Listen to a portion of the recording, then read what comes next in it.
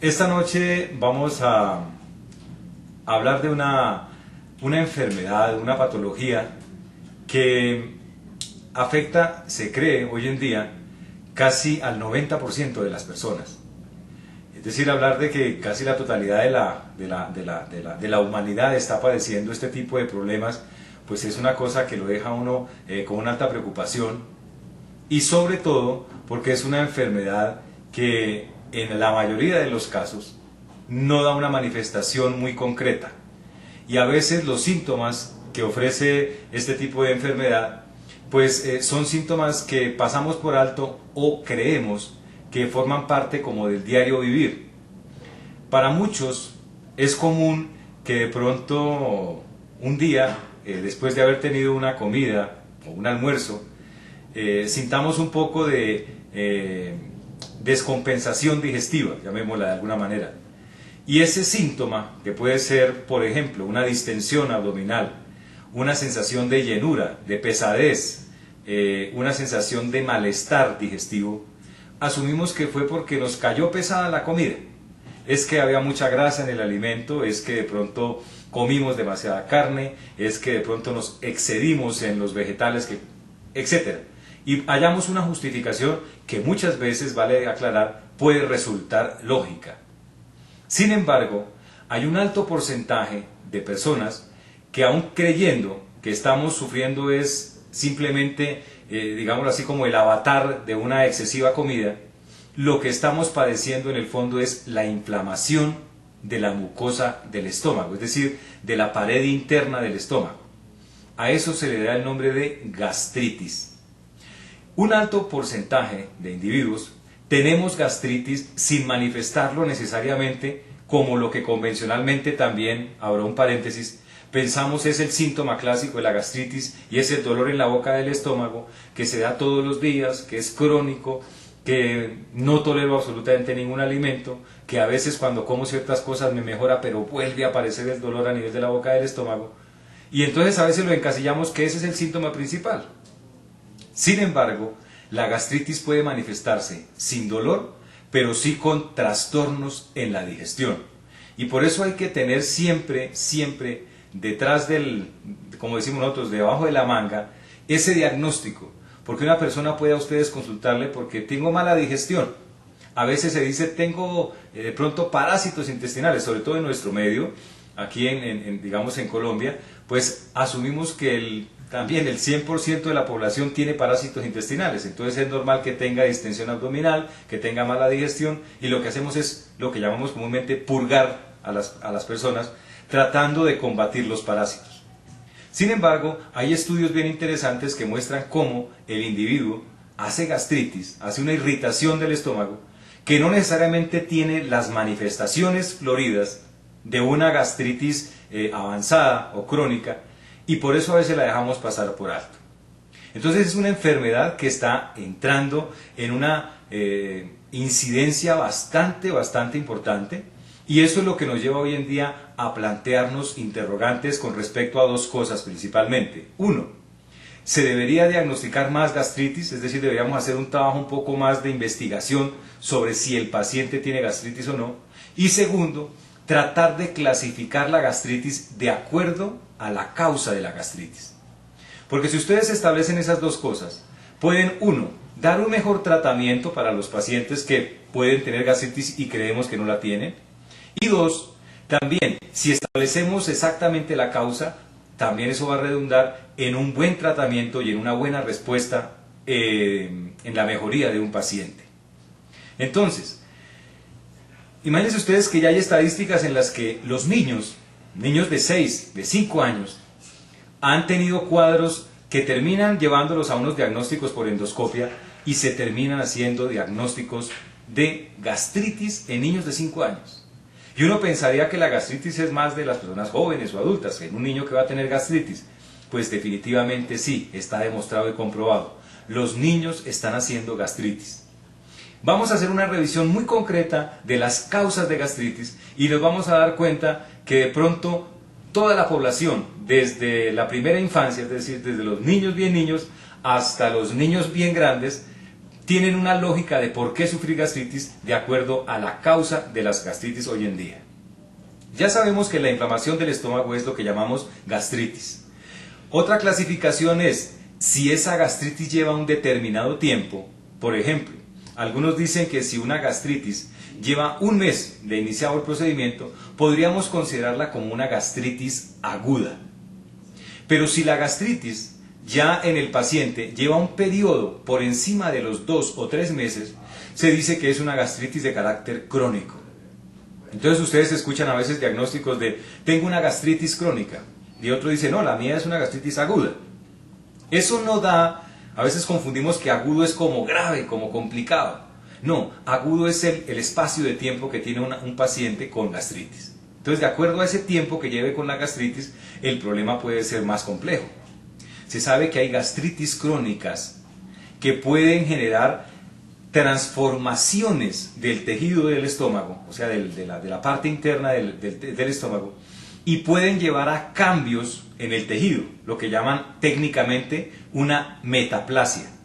Y la metaplasia es una transformación del tejido normal del estómago que puede, si no se trata a tiempo, llevar a un cambio tan radical del tejido del estómago que se puede volver un cáncer gástrico.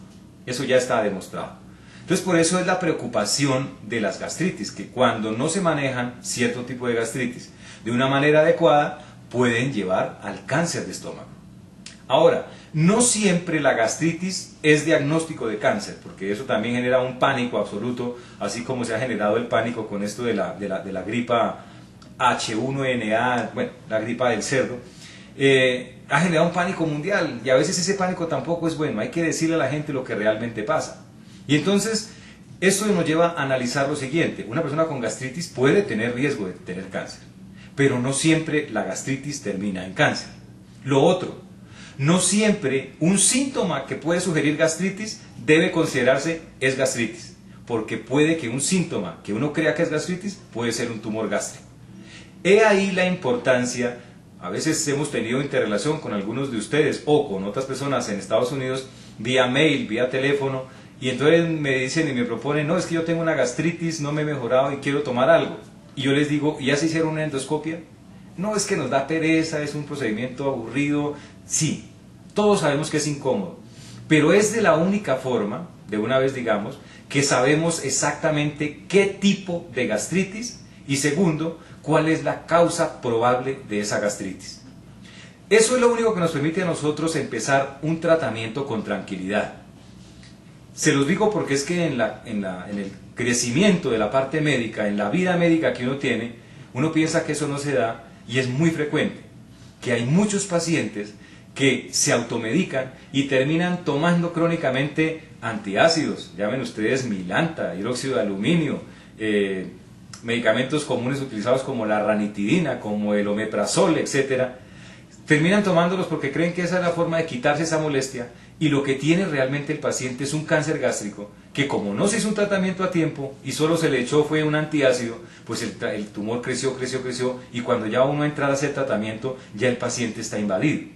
Es por eso fundamental que partamos de conocer realmente, uno, si tiene gastritis el paciente y dos, a qué tipo de gastritis estamos enfrentándonos. Entonces, de alguna forma, las gastritis se podrían clasificar de acuerdo al agente causal, es decir, de acuerdo a una etiología, a una probable causa. Y estas causas son múltiples. El estómago es una estructura, llamémosla así, hueca, en cuyo interior hay una pared. Imagínense ustedes como la pared del recinto donde están ahorita, y esa pared tiene una cantidad de estructuras, dentro de las cuales hay unas que producen ácido y otras que producen moco. Curiosamente, cuando pues requiere un poco de tiempo, pero dejémoslo de una vez dicho, curiosamente el estómago tiene que producir mucho moco para poder protegerse del ácido. Entonces uno dice, pero entonces ¿para qué produce ácido si tiene que producir moco? Pues no produzca ácido, con eso no tiene que producir moco. Pero es que los ácidos gástricos son fundamentales para la degradación, para el metabolismo de los alimentos. Muchas sustancias, dentro de ellas la proteína de la carne, dentro de ellas algunos almidones, etc., tienen que sufrir el proceso del ácido del estómago para poder ser asimilados a nivel del intestino. Pero como el ácido es obligatorio en el estómago, pues obviamente el estómago busca protegerse fabricando moco. Y entonces él tapiza esa pared que ustedes miran ahí, es decir, imagínense la pared, vuelvo a decir, del recinto donde están ahorita. Imagínense que ustedes pintaron esa pared con un barniz que se llama moco, y el moco impide que el ácido entre en contacto directo con la pared. Eso evita que el paciente tenga una inflamación de la pared, es decir, una gastritis. Pero hay muchas cosas que descompensan la producción de moco, o aumentan la producción de ácido. Tiene que haber siempre como un equilibrio. Tanto ácido se produce y tanto moco se produce para protegerse de ese ácido. Cuando se produce poco moco y se produce mucho ácido, pues obviamente la balanza se empieza a inclinar en favor del ácido. Y obviamente al haber mucho ácido, pues va a generar una lesión del estómago. Entonces, ¿cuáles cosas pueden generar este tipo de circunstancias? Hay varias causas etiológicas, es decir, hay varios agentes promotores de ese desbalance.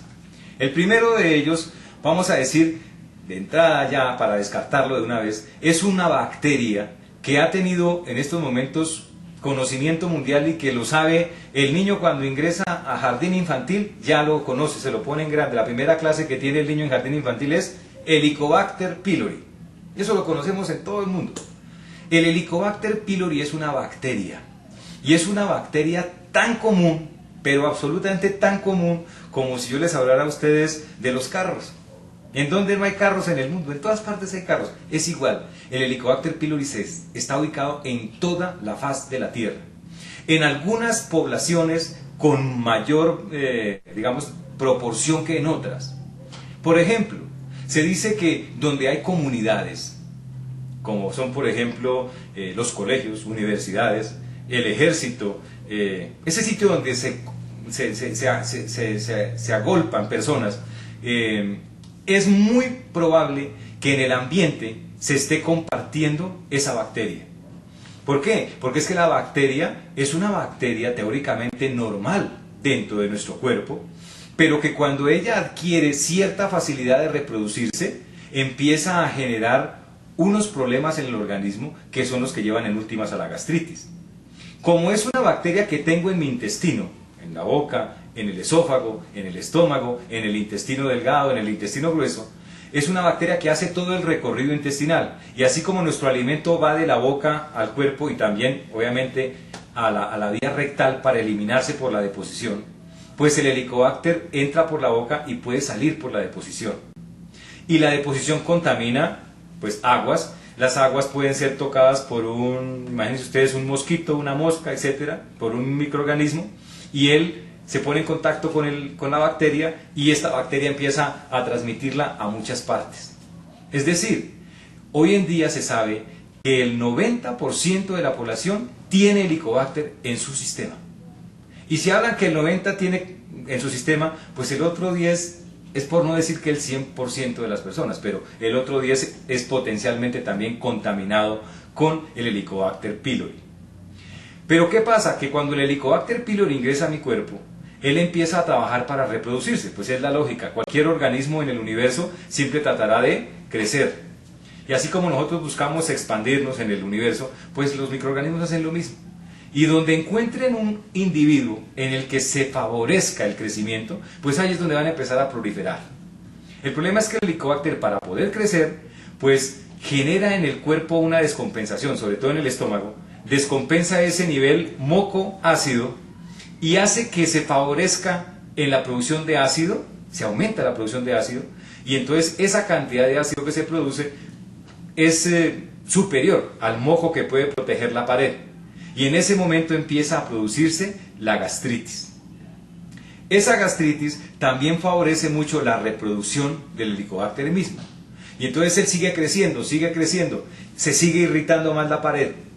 Y hoy en día, muchos estudios con una seriedad, universitaria y un acervo científico, dicen, Helicobacter pylori, que no sea bien tratado, genera una gastritis que termina en cáncer. Hoy en día, esos mismos estudios dicen se sabe que la causa de un tipo de cáncer gástrico es desencadenada por Helicobacter pylori. Pero asimismo, como el Helicobacter pylori produce cáncer, el Helicobacter es una bacteria, ella puede ser tratada con antibióticos y se termina el Helicobacter pylori y se revierte el tumor. También dicen esos estudios entonces que es el tumor, que aun cuando se sabe la causa, también se sabe el tratamiento. Es así, puede sonar como muy benigno el tumor, pero igual, como un cáncer que es, puede ser absolutamente maligno si no se hace un tratamiento adecuado. Y se insiste muchísimo en el tratamiento del Helicobacter porque es, infortunadamente, como ustedes saben, nosotros somos tendientes a veces a tomar antibióticos sin control. Aquí sobre todo, hoy en día se está controlando más, pero aquí era la moda de que uno iba a la farmacia, tengo gripa, deme un antibiótico y una vitamina C, tratando de la gripa con antibiótico. Y eso lo que hace es generar resistencia de esos microorganismos, como el Helicobacter pylori, a los antibióticos. Y hoy en día se sabe, por ejemplo, que el Helicobacter ya no responde a un antibiótico, que ya no responde a la mezcla de 2 antibióticos, que en este momento requiere casi que la mezcla de 4 antibióticos para que pueda uno acabar con el Helicobacter. Y por eso si alguno de ustedes ha tenido la oportunidad de tener un tratamiento para el Helicobacter o de escuchar qué le dieron a un amigo para el Helicobacter, va a decirle a su amigo, me estoy tomando metronidazol, amoxicilina, sales de bismuto y además de eso me están dando omeprazol. 4 cosas tiene que tomar para el tratamiento del Helicobacter. Ese digamos que es el planteamiento general del Helicobacter pylori, y para que ustedes entiendan por qué a veces uno, queriendo hacer otro tipo de cosas, le corresponde hacer el tratamiento y es impajaritable, porque si no, se corre el riesgo de caer en una enfermedad un poco más compleja. Otras causas, ya sacamos la primera, que es una bacteria, el Helicobacter. Las otras causas son, 1, el estrés emocional, porque cuando ustedes están bajo estrés, su estómago trabaja más de lo normal, y entonces segrega más ácido, y al segregar más ácido, volvemos al juego, se desequilibra esa proporción de ácido con respecto al moco que debe producir una persona. Y entonces si se aumenta la producción de ácido, el paciente hace gastritis. Pero esa gastritis, dense en cuenta, es generada por estrés. La persona que vive ansiosa, que vive irritada, que vive con temores, que vive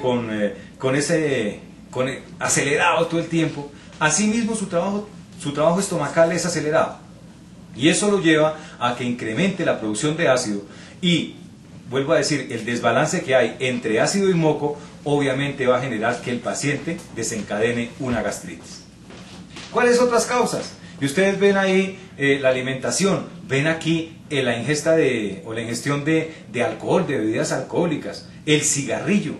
Eso lo hemos hablado, pero vale la pena recordarlo, se llaman estilos de vida. Se sabe que ciertas comidas producen un aumento en la segregación de ácido. Por eso las comidas que llamamos irritantes, aquellas que tienen o mucho condimento, o tienen mucha grasa, o tienen mucha proteína, o tienen una carga importante de sustancias que se transforman en ácidos, pues obviamente va a promover ese desbalance que se da entre el moco y el ácido. Entonces, por eso es tan importante que la alimentación sea una alimentación regular y balanceada. Hoy en día también se ha concluido, no solo para los problemas de gastritis, sino también para el peso, para el control de la glicemia, para el control de las grasas, etc. Se sabe que lo realmente sugerido es que ojalá una persona tuviera varias comidas al día.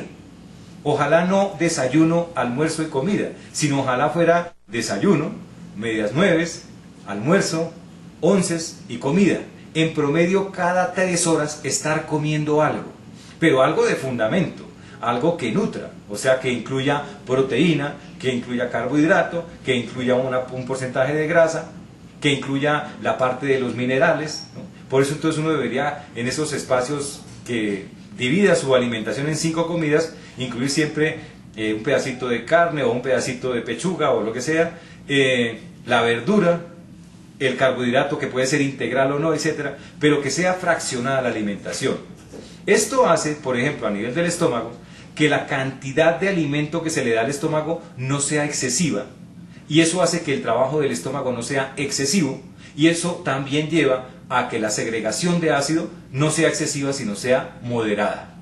Y eso va a mantener siempre una digestión va a mantener un trabajo estomacal muy acorde a las necesidades.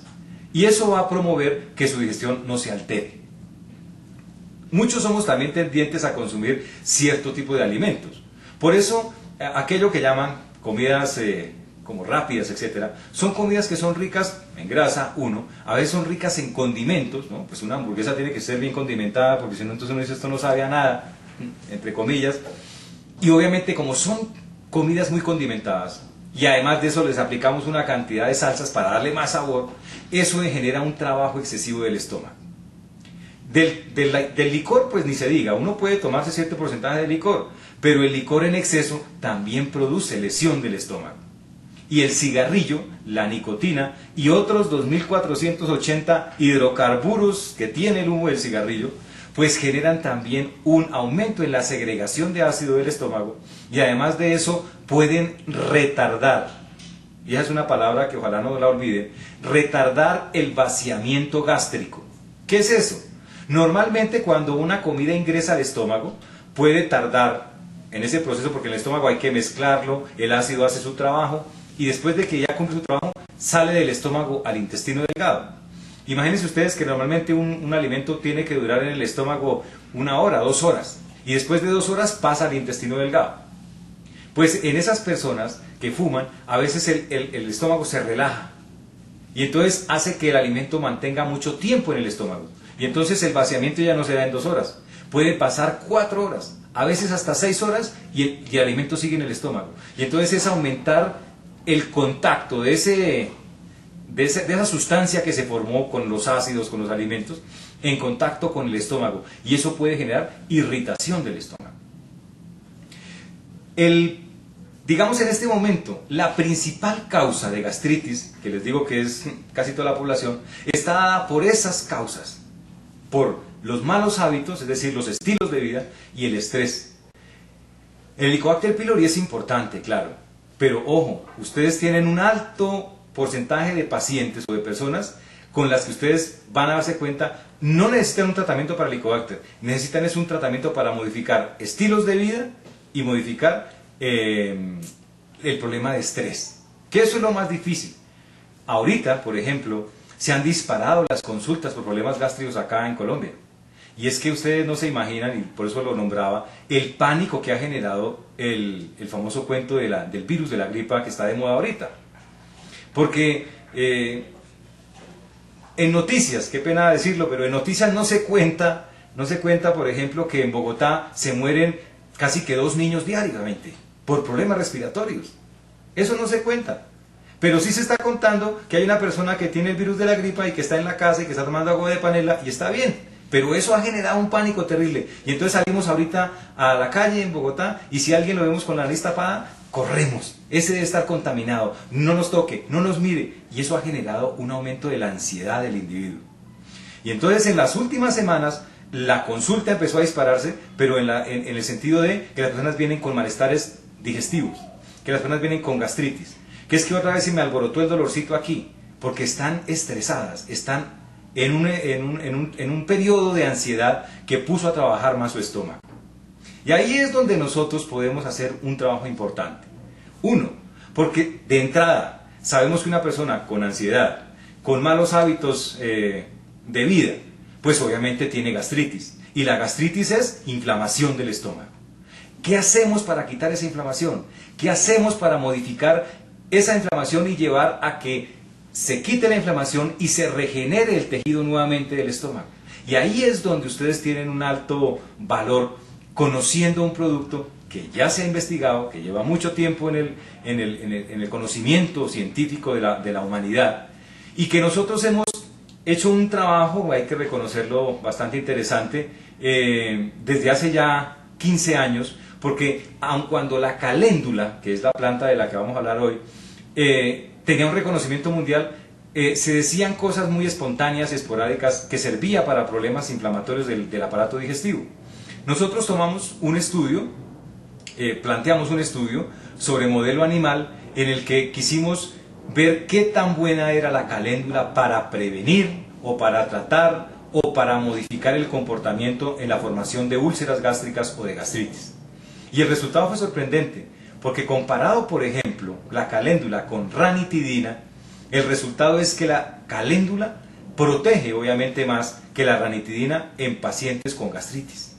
Y entonces eso nos llevó a plantear otros estudios y nos mostraban la misma conclusión. Y entonces nos dimos cuenta que la caléndula es una planta que en el jarabe que ustedes tienen allá, es una planta con esa, digamos, con esa proporción que tiene la caléndula en ese extracto del jarabe, genera a nivel del estómago, una protección del estómago, digamos que casi que lo tapiza con sus sustancias y evita que se contacte el ácido con la pared. Lo segundo es que la caléndula tiene la capacidad también de promover la cicatrización, facilita la regeneración del tejido y eso hace que la persona que tenga inflamación del tejido gástrico pueda recuperarse más rápidamente que la persona que no toma caléndula. Es decir, para los casos de malos hábitos nutricionales, de estrés que se asocien a gastritis, el tratamiento de la gastritis es ideal hacerlo con caléndula. Ese es el tratamiento. Y les estoy hablando de por lo menos el 60 o el 70% de las causas de gastritis. El otro 30 o el otro 40 dejémoselo al Helicobacter. Pero que ustedes de 100 personas sepan que a 70 pueden ayudarlas con caléndula, pues obviamente que es una ayuda grandísima. Además, que como ustedes saben, es un producto que ha sido investigado, cuya toxicidad ya ha estado, digámoslo así, establecida y sabemos que a las dosis que estamos manejando este producto es absolutamente seguro, es confiable. Tenemos el respaldo clínico en donde podemos decir es efectivo. Entonces tienen varias cosas en el juego que digamos que les deben dar tranquilidad desde el punto de vista de sugerir un producto como caléndula Lafargue. Y lo otro, que obviamente ustedes ya como hacen llamémoslo así, como un planteamiento macro, más trascendido a la causa real, pues obviamente deberían sugerir los cambios en los hábitos de vida, deberían promover la modificación de ese estado de estrés, y eso hay que enseñárselo a la gente. A veces la gente no cree que el estrés pueda generar gastritis. Cuando uno les dice, mire, es por estrés, a veces la gente lo que entiende es, no, mano, usted está loco, usted está inventándose eso, y eso no es así. El estrés es tan importante como el cáncer, es tan importante como un infarto. Pero a veces le quitamos importancia porque decimos que todo es estrés y como que eso se quita con 2 palmaditas en la espalda y tranquilo, manito, eso está muy bien. No, eso no es así, hay que manejar esa parte. Y por eso de entrada podría decirles, si ustedes ven que el problema es la ansiedad, además de caléndula, ustedes ya podrían utilizar otro producto de los nuestros, como Amansaporos Plus, por ejemplo, o una esencia floral que sea también generadora de tranquilidad, como estrés, el remedio de estrés que tenemos allá en esencias florales. Entonces pueden ir de la mano las dos cosas, pero es importante que entiendan que para manejar la gastritis de ese tipo tenemos caléndula Lafargue. Con eso sería suficiente y obviamente, ojo, haciendo el seguimiento de cómo evoluciona el paciente y ojalá teniendo, si se puede, el antecedente de un diagnóstico, ojalá endoscópico, porque ahí ustedes parten tranquilamente. A veces nos pasa que pecamos por defecto.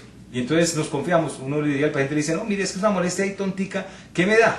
Y uno dice, no, pues entonces tome caléndula, que eso como es una molestia tonta. Pero es que esa molestia tonta puede que el paciente no nos esté diciendo la verdad, o esa molestia tonta puede ser el inicio de un cáncer. Y ahí es donde yo quiero hacer énfasis, que no nos abalancemos pues enceguecidos y no tengamos en cuenta el origen. Es importante la causa de la gastritis. Bueno, cualquier causa de enfermedad, pero en este caso la de la gastritis, porque si ustedes saben la causa, van a encontrar el mejor tratamiento. Y eso es lo que busca el ser humano cuando los busca a ustedes, o eso es lo que buscan ustedes en este momento, conocer cuál es la lógica de la circunstancia para poder tener una lógica y una conclusión que los lleve a tener bienestar. Es lo que siempre hemos promovido en la Fundación, que la salud es el bienestar del individuo, y por eso lo buscamos desde cosas, llamémoslo así, básicas, no nos complicamos, pero siempre encajándolo dentro de un marco de coherencia, dentro de un marco de conocimiento mínimo que nos lleve a estar tranquilos en lo que estamos diagnosticando y lo que estamos haciendo con lo que estamos ofreciendo como tratamiento. La caléndula es muy buena, úsenla, ojalá la sugieran, pero bien sugerida, y van a tener los resultados absolutamente especiales y espectaculares. Y es ahí donde uno siente de verdad que está haciendo las cosas bien. Creo que todos queremos hacer las cosas bien. Como siempre, muchas gracias por el tiempo que me regalan, por el espacio que nos abren en sus corazones, en sus espacios de trabajo. Un abrazo grande de la Fundación. Queremos decirle que nos sentimos orgullosos y honrados de que ustedes formen parte de este grupo de la Fundación Juan N. Corpas. Gracias por ese grupo tan lindo que han formado y quedo a su completa disposición para lo que necesiten. Muy amables.